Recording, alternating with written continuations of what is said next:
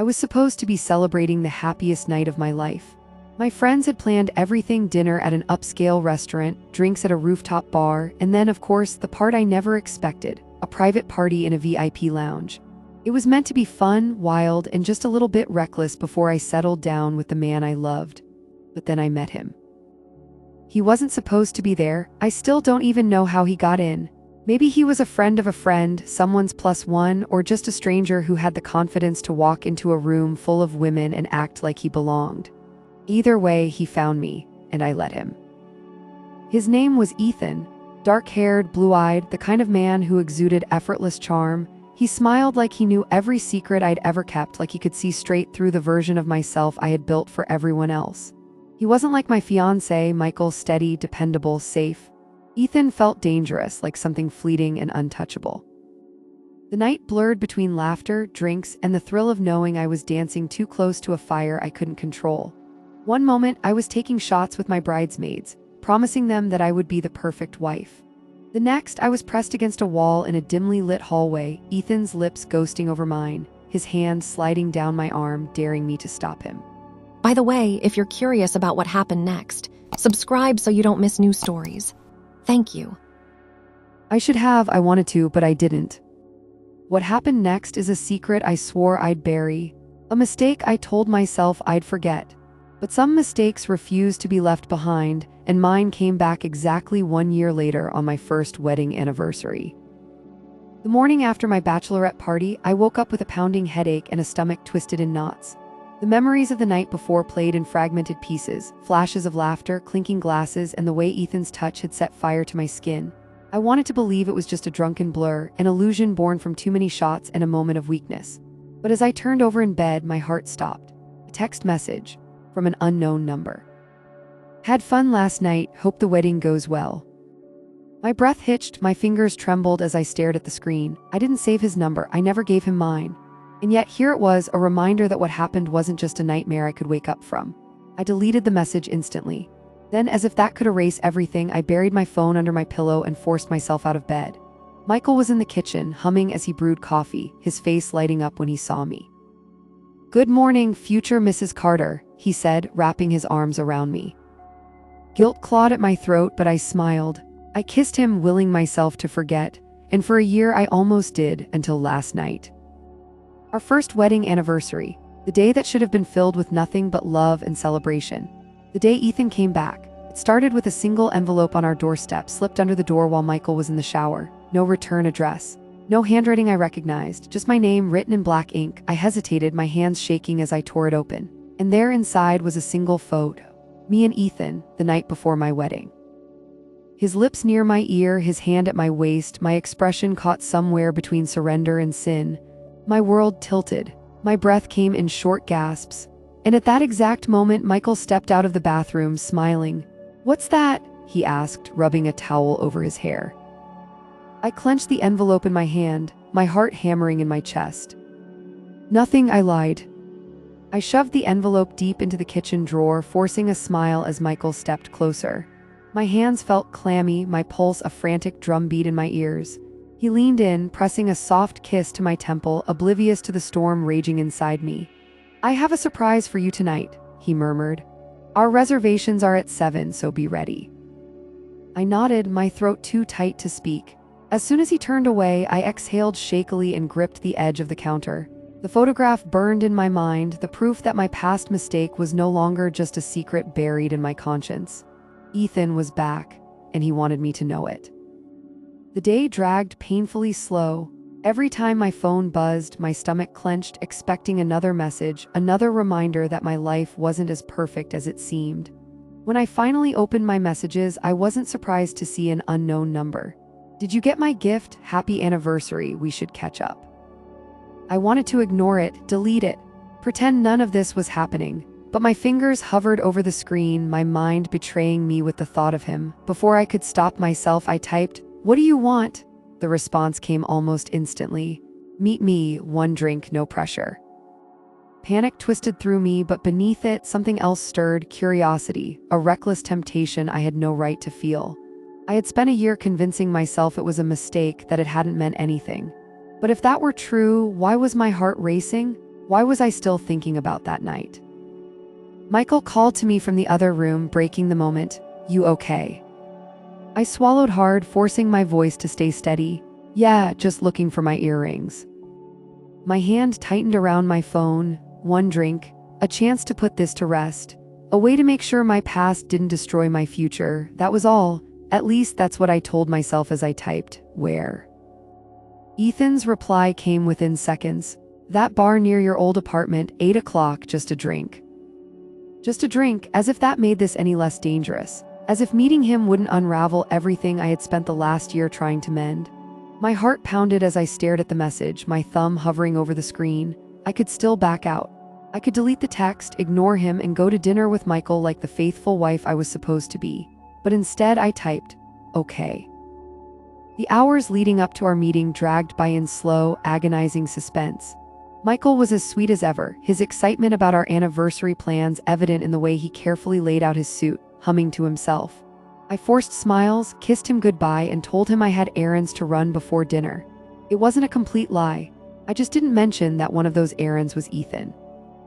When I arrived at the bar, he was already there, seated at a corner booth, his posture relaxed yet unmistakably confident. His eyes found mine instantly, and that same knowing smirk curled his lips. I wasn't sure you'd come, he said, his voice smooth, teasing. I slid into the seat across from him, my pulse thundering in my ears. I shouldn't have. Ethan leaned in slightly, his gaze locking onto mine. But you did. The bartender appeared and I ordered a drink, something strong, something to steady my nerves. Ethan never took his eyes off me. So, tell me, Julie, he murmured, do you ever think about that night? I inhaled sharply, gripping my glass a little tighter. No. His smirk widened. Liar. Heat rushed through me, a mix of anger and something else I refused to name. What do you want, Ethan? Why now? He tilted his head, studying me for a moment before answering. Because I don't think you've moved on, and I wanted to see if I was right. My stomach twisted, my grip on my drink tightening. I'm married, I love my husband. Ethan simply shrugged. Then what are you doing here? Silence stretched between us, thick and suffocating. I had no answer, at least not one I was ready to admit. My fingers hovered over the phone screen, Michael's name glowing back at me. My heart pounded in my chest as I weighed my options. Answering meant snapping back to reality, to the life I had carefully constructed, pretending that this meeting with Ethan never happened. Ignoring it meant acknowledging something else, something I wasn't ready to name. Ethan watched me, his expression unreadable but patient. The phone stopped vibrating and a heavy silence settled between us. I exhaled, setting the phone down, flipping it face down against the table. A small smile tugged at Ethan's lips. Interesting choice. I clenched my jaw. This doesn't mean anything. Doesn't it? He leaned forward, his voice low and smooth. You could have left the moment you saw me, you could have ignored my message, but you're here, and you didn't answer him. A lump formed in my throat. He wasn't wrong, but I couldn't bring myself to admit it. I reached for my drink and took a long sip, feeling the warmth of the alcohol spread through my chest. You don't get to come back into my life and assume you know me, Ethan. I don't have to assume, he said, his gaze locked onto mine. I already know. I swallowed hard, the weight of his words settling deep into my bones. A part of me wanted to push away from the table, to escape this conversation before I did something I'd regret. But another part of me, one I had been denying for far too long, wanted to stay. The tension between us crackled, thick and undeniable. He didn't reach for me, didn't move, but I could feel the pull between us as if it were a physical force. My breath hitched as he spoke again, his voice softer now. Tell me to leave, Julie, and I will. I'll walk away and you'll never hear from me again. I opened my mouth, but no words came out. I should have said it. I should have told him to leave, to disappear, to let me go back to my life without any further temptation. But I didn't. Instead, I whispered, I don't know if I can. Ethan's lips parted slightly, his eyes darkening. Then maybe we should stop pretending. The air between us felt like it was about to combust. I had never felt so on the edge of a decision that could change everything. My phone vibrated again, another call from Michael. This time, I didn't even look at it. Ethan tilted his head, waiting, watching. What now, Julie? The weight of Ethan's question pressed against my chest, suffocating and intoxicating all at once. I could feel the air shift between us, thick with something I refused to name. My fingers curled against the table, my breath shallow. "I don't know," I admitted, the words barely above a whisper. Ethan leaned back slightly, studying me, his expression unreadable. "Then let me make it easier for you," he murmured, his voice like a slow burn against my already frayed nerves. "Come with me just for tonight. No expectations, no regrets." A chill ran through me, and for a brief moment I let myself imagine it. Leaving with him, letting go of everything that had defined me for the last year. Stepping into the unknown, even if it was just for a few stolen hours. Michael's name flashed across my phone screen again. It was a reminder, a lifeline to the world I had built, the life I was supposed to want. My husband, the man who trusted me, who had no idea I was sitting here, contemplating everything I swore I'd never do again. I clenched my jaw and exhaled, "I can't." Ethan nodded slowly, as if he had already known my answer. He didn't argue, didn't try to change my mind. Instead, he leaned forward one last time, his fingers brushing against mine in a touch so fleeting yet so electrifying that it sent a shiver through me. "You know where to find me if that ever changes." I didn't move as he stood, didn't turn as he walked away. My entire body felt frozen in place, my mind tangled in a storm of thoughts and emotions I couldn't untangle. I only moved when my phone vibrated again, Michael's name flashing across the screen. This time I answered. The drive home was a blur. I barely registered the passing streetlights, the familiar turns of my neighborhood. My thoughts were a tangled mess of guilt, relief, and something else, something I wasn't ready to name. Michael's voice on the phone had been warm, concerned, unaware of the storm raging inside me. "I can't wait to see you," he had said. And yet I had hesitated before replying, my voice forced and unnatural. "Me too." By the time I pulled into the driveway, the weight of my choices pressed down on me like an invisible force. I took a deep breath, staring at the front door, knowing that once I stepped inside, I had to be the woman Michael believed I was. The devoted wife, the woman who had spent the evening running errands instead of sitting in a dimly lit bar with another man, questioning everything. Michael met me in the hallway with a smile, his arms wrapping around me before I could fully process the moment. "You're late, everything okay?" His lips brushed against my temple, the familiarity of his touch both comforting and suffocating. I forced a smile, nodding as I let him lead me into the living room where candles flickered on the table, the scent of my favorite meal filling the air. "I wanted tonight to be special," he said, pulling out a chair for me. "Our first anniversary deserves something memorable." Guilt clawed at my chest. I sat down, my fingers curling around the napkin in my lap as he poured us each a glass of wine. I should have felt grateful. I should have felt lucky. Instead, I felt like a fraud. As we ate, Michael talked about the future, our plans, the vacations we would take, the home improvements we'd been putting off. I nodded, adding small comments where necessary, but my mind was elsewhere, replaying Ethan's words, his touch, the way he had seen straight through me. By the time we moved to the couch, Michael's hand resting warmly on my thigh, I could barely breathe. "You seem distant tonight," he finally said, his eyes searching mine. "Is everything okay?" I swallowed hard, forcing myself to meet his gaze. "I'm just tired, long day."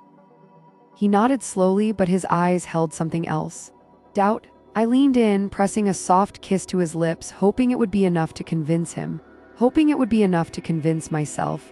But as I lay in bed that night, staring at the ceiling, I knew the truth. This wasn't over. Sleep didn't come easily. I turned over countless times, my mind refusing to quiet, haunted by Ethan's words, by the choice I had almost made.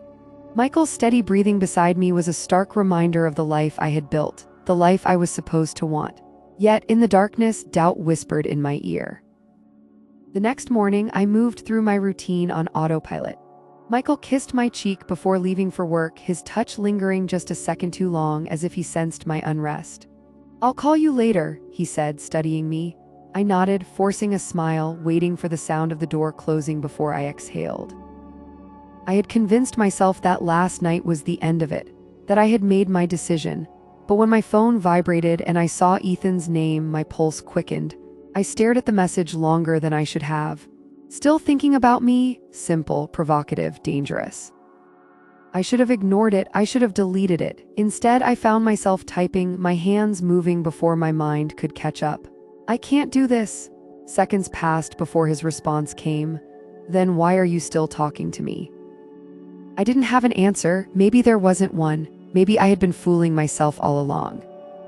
The day dragged on, my thoughts trapped in a cycle I couldn't break. I went through the motions, laundry, emails, errands, anything to distract myself. But the distraction didn't last. Because when the afternoon sun dipped low and I found myself in my car, my hands gripping the wheel, I knew exactly where I was going before I even admitted it to myself. When I arrived at the hotel, Ethan was already there, leaning casually against the doorway of his room. He looked at me the way he always did, like he had been expecting this all along, like he had been waiting for me to give in. I stepped forward, my heart hammering, one last chance to turn back, one last moment to make the right choice. But as I crossed the threshold, I knew I had already made it. The moment the door clicked shut behind me, the world outside ceased to exist. Ethan didn't move at first, simply watching me with that knowing gaze as if he was waiting for me to say something to justify why I was really here. But I had no words. The truth was too raw, too dangerous. I took a breath, my hands trembling at my sides. "This is a mistake," I whispered, more to myself than to him. Ethan tilted his head slightly, his expression unreadable. "Then why are you here?" I swallowed hard. I didn't have an answer, at least not one I was ready to admit. He stepped forward, slow, deliberate, closing the distance between us inch by inch. "Tell me to stop, Julie. Tell me you don't want this." I opened my mouth, but nothing came out. The war waged inside me, a battle between the woman I had been for the past year and the woman standing here now. Then he reached for me, his fingers skimming over my arm, setting fire to my skin. And just like that, my resistance crumbled. The first kiss was hesitant, as if I still had a chance to pull away. But when I didn't, when I leaned in instead of stepping back, hesitation gave way to something deeper, something inevitable. The next hours passed in a blur, time slipping through my fingers like sand. Every touch, every whisper, every moment spent in Ethan's arms chipped away at the walls I had built. And for the first time in a long time, I didn't think about the consequences. But as the sun dipped below the horizon and reality crept back in, the weight of my choices settled over me like a heavy fog. Lying beside him, his fingers tracing absent patterns on my skin, I felt the crushing weight of what I had done. Michael's face flashed in my mind. His trust, his love, everything I had risked in the span of a single afternoon. I sat up abruptly, pulling the sheets around me. "I have to go." Ethan propped himself up on one elbow, watching me. "Julie." "I can't do this," I cut him off, my voice thick with regret. "I need to leave." I dressed quickly, my hands shaking as I gathered my things. Ethan didn't stop me. He didn't try to convince me to stay. He just watched, a quiet understanding in his eyes, as if he had known all along that this would end this way. But as I stepped back out into the night, heart pounding, guilt clawing at my throat, I knew one thing for certain. This wasn't over. The drive home was endless. Each red light, each stretch of empty road felt like the universe was forcing me to sit with what I had done. My hands gripped the wheel, knuckles white, as I tried to silence the thoughts racing through my mind.